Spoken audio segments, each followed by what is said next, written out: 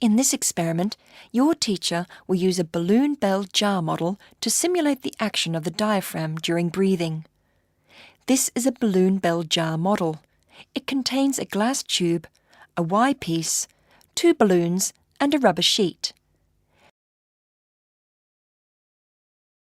Which structure of the human body does each part in the model represent? Now, your teacher will push the rubber sheet upwards and then release it.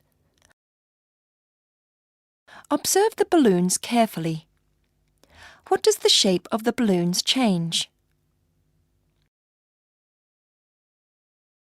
In this experiment, we use a balloon bell jar model to simulate the action of the diaphragm during breathing. The glass tube represents the trachea in human bodies. The Y-piece represents the bronchus. The balloons represent the lungs, and the rubber sheet represents the diaphragm. Pushing the rubber sheet upwards simulates the action of the diaphragm when we breathe out. When the diaphragm relaxes, it becomes dome-shaped. The volume of the chest cavity decreases, and the pressure inside the chest cavity increases.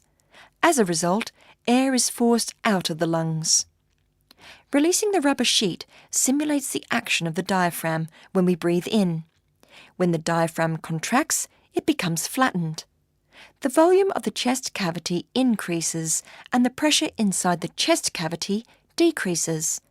As a result, air is drawn into the lungs.